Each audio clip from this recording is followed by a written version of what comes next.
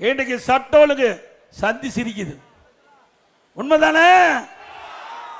இன்னைக்கு மக்களுக்கு பாதுகாப்பு இருக்குதா? சிறுமிகளுக்கு பாதுகாப்பா? பெண்களுக்கு பாதுகாப்பா? பாட்டிமாருக்கு பாதுகாப்பா? இப்படிப்பட்ட கேவலமான ஆட்சி தொடர வேண்டுமா? சட்ட ஒழுங்கு டிஜிபி, நிரந்தர டிஜிபி நியமிக்க முடியல. ஒரு கையிலாகாத அரசாங்கம், திறமையற்ற அரசாங்கம், பொம்மை முதலமைச்சர் தமிழகத்தை ஆண்டு கொண்டிருக்கின்ற காரணத்தினாலே சட்ட ஒழுங்குக்கு நிரந்தர டிஜிபி கூட நியமிக்க முடியாத ஒரு கேவலமான அரசாங்கம் திமுக அரசாங்கம். இன்னைக்கு சட்ட ஒழுங்கு சிறப்பா இருந்தா தான் ஒரு நாடு வளர்ச்சி அடையும். ஆனா இந்த அரசாங்கத்தை பத்தி, இந்த திமுக அரசாங்கத்துக்கு அதை பத்தி எல்லாம் கவலை இல்லை. குடும்பத்தை பற்றி தான் கவலை. எப்பொழுதும் சிந்தனை திரு ஸ்டாலின் அவர்களுக்கு தன் குடும்பத்தில் இருக்கிறவர்களுக்கு ஆட்சி அதிகாரத்துக்கு வர வேண்டும் என்ற சிந்தனையில் செயல்படுகின்ற திரு ஸ்டாலினுடைய அரசு தொடர வேண்டுமா? ஆக நாட்டு மக்களை பாதுகாப்பதிலே கவனம் செலுத்த வேண்டும். ஆனா இன்றைய முதலமைச்சர் அதையெல்லாம் கவலைப்பட்டதா தெரியல. பல முறை சட்டமன்றத்தில் பேசியாச்சு, பத்திரிகையின் வாயிலாக பேட்டி கொடுத்தாச்சு, ஊடகத்தின் வாயிலாக பேட்டி கொடுத்தாச்சு. ஆனால் இதுவரை நிரந்தர டிஜிபி நியமிப்பதற்கு இந்த அரசு எந்தவித முயற்சியும் எடுக்கவில்லை. அதனால நீதிமன்றம் போனோம். நீதிமன்றம் போய் கூட நீதிமன்றம் உத்தரவு கொடுத்து கூட இன்னும் நிரந்தர டிஜிபி நியமிக்கவில்லை. ஆக இப்படிப்பட்ட ஒரு மோசமான அரசாங்கம் தமிழகத்திலே தேவையா? அதே போல எங்கே பார்த்தாலும் போதைப் பொருள், போதைப் பொருள் இல்லாத இடமே கிடையாது. உண்மைதானுங்க? எங்க பார்த்தாலும் கஞ்சா விக்குது. கஞ்சா பல வடிவத்தில் வந்தாச்சு. மாத்திரை வடிவத்தில் வருதுன்னு சொல்றாங்க, சாக்லேட் வடிவத்தில் வந்துன்னு சொல்றாங்க, திரவ வடிவத்தில் வந்துன்னு சொல்றாங்க.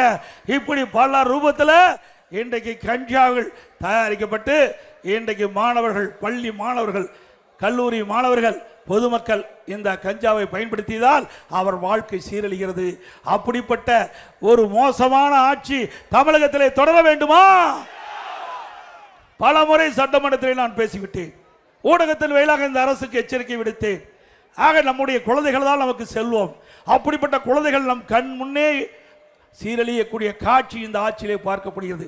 இதையெல்லாம் தடுத்து நிறுத்த வேண்டும் என்று சொன்னால் அனைத்து இந்திய அண்ணா திராவிட முன்னேற்ற கழக ஆட்சி தமிழகத்திலே மலர வேண்டும். அண்ணா திமுக ஆட்சி மலர்ந்தால் 3 மாதத்தில் இந்த கஞ்சா முழுவதையும் தமிழகத்தில் ஒடுக்கப்படும். இன்றைக்கு போதைப் பொருள் முழுமையாக தமிழகத்திலே அகற்றப்படும். 3 மாதத்தில் கஞ்சா எங்கும் இல்லாத அளவிற்கு நடவடிக்கை எடுக்கின்ற அரசாக அண்ணா திமுக அரசு இருக்கும். அதோட இன்றைக்கு திராவிட முன்னேற்ற கழகத்திலே ஒரு டிஜிபி இருந்தார்.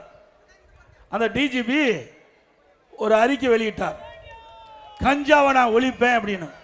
நானும் நினைச்சேன், பரவாயில்ல, இந்த டிஜிபியாவது, சட்ட ஒழுங்கு டிஜிபியாவது நாம கொடுக்கின்ற குரலுக்கு மரியாதை கொடுத்து இந்த கஞ்சாவை ஒழிப்பதற்கு நடவடிக்கை எடுக்கிறான்னு சொல்லி அவர் 2.0 அப்படின்னு ஒன்று அறிவிச்சார். பிறகு 3.0 அறிவிச்சார். பிறகு 4.0 அறிவிச்சார்.